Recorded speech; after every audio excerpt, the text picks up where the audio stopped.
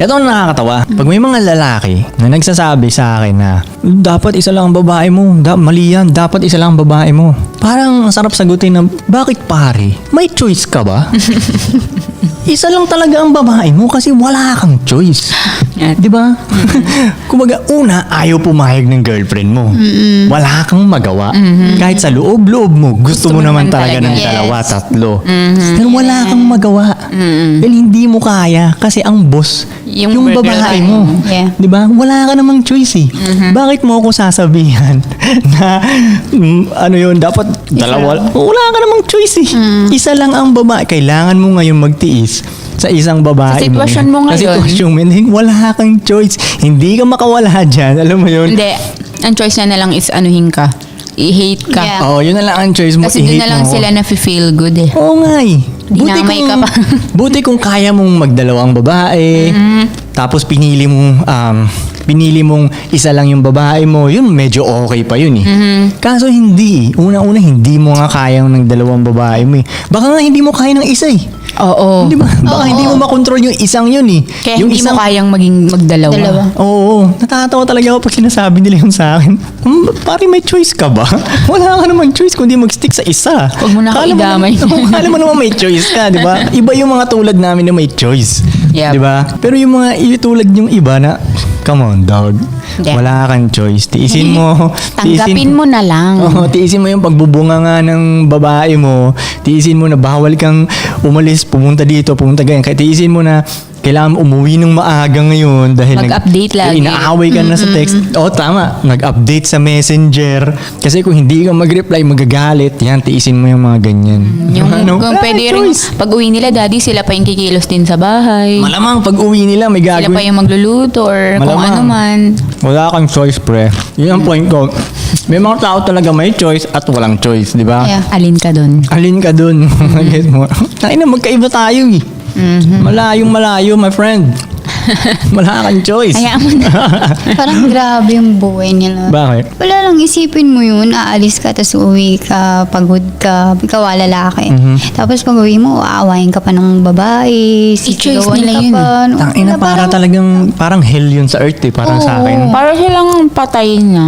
Zombie. Parang gano'n. Parang hell sa earth talaga yun. Ito pa, alam mo bakit di sila, sabihin mo choice nila yun, di ba?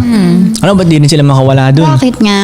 Di sila makawala dun kasi alam nila na pag iniwan nila yung babae yun, wala na Wala ibang na. papatol sa kanila eh. Back to zero sila ulit. Back to zero, mahihirapan ulit sila kumuha ng magkakagusto sa kanila eh. Kaya titiisin na lang nila yung pangit na ugali. So, ng sinasabi mo, babae na yun. parang dinideserve nila yun. Dine-deserve nila na what? Nasa ganun silang sitwasyon. Oo, Kasi pinili rin nila yun eh. Ayaw nila umalis. Ay nila umalis sa sitwasyon na yun. Pwede naman, kung ako yung nasa sitwasyon na yun, di ba? Kahit kunyari naghiwalay kami ng babae. Ah. Tapos, alam kong masisiro ulit ako, di ba? Ang gagawin, okay lang sa akin. Ang gagawin ko ngayon, parang lulupitan ko yung sarili ko. Pag nilupitan ko i-work mo yung sarili mo. Pag nilupitan no? ko yung sarili ko, may magkakagusto naman Yes, talaga sa akin, bandang huli. Yeah. Pero kasi, kaya na ayaw gawin ng ibang lalaki yun kasi maproseso pa. Tinamad na sila. Maproseso siya eh. Unang-una, tinan mo, ayos. Malamang yung mga kadalasan ng mga lalaking to, like hindi na nila naalagaan Mataba yung na. physical ano nila, di ba? So Clearance. magpapamacho ulit sila. Ngayon, poporma ulit sila, tapos lalabas ulit sila para dating shit ulit, Yes, di ba? yes. Kakausap ng bagong babae. Eh, hindi na sila marunong makipag-usap sa babae. Yes, dahil oo. sobrang Wala tagal na na, yun. wala na yung game nila, parang ganon. So, aaralin na naman ulit nila. Diba, ang daming nakakatamad gawin eh. Yes. So ngayon, pipiliin na lang nila yung komportable pero miserable. Oh shit. Yun na lang. Kahit miserable, at least komportable naman. Yung kadalasan, may pinipili. Dati mayroon akong tropa na sinabihan ko ng ganyan eh, na parang, yo dog, kaya mo lang ayaw umalis dyan kasi komportable ka na dyan. Kumbaga dyan, at least may partner ka na. Kahit masama yung ugali niya, at least may partner ka na. Diba? Kaysa sa pag iniwan mo yung babae mong yan, ano ka pa, lalabas-labas ka ulit, every weekend, makikipag-socialize ka ulit, diba? Getting to know. Ganyan. Ayun, mga dating process ulit, diba? Ganyan. First step. Babalik ka sa first step. First step ulit. Ayaw mo nang gawin yun eh. Tinatamad ka nang gawin yun. Kaya titiisin mo na lang yung ugali ng babae mo kasi komportable pero miserable. Majority ng relation. Ang Hindi, pangit alam mo, pakinggan. Hindi lang sa lalaki, kahit babae naman eh. Nakikita ko yun eh. Oo, vice versa. Sobrang fucked up nung lalaki nila pero titiisin na lang nila. Bakit? Kasi yun na nga, pag naghiwalay sila doon, ay mapapaganda na naman ulit sila.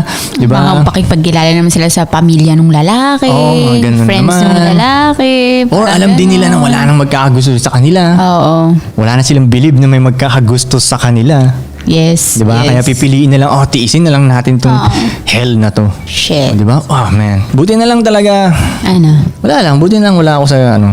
Ganong sitwasyon. Sa mga nasa ganong sitwasyon, my friend, ano lang may mga steps lang na kailangan yung gawin talaga na Yes. pwede kayong di magpaka-stuck dyan sa mga ganyan. Choice nila pa din naman Sabagay, yun choice nila yun, Daddy. Sila pa Pwede din mo yun. silang humakbang paalis. Kaya nga. Oo, bounce back. Mga ganun. Yup.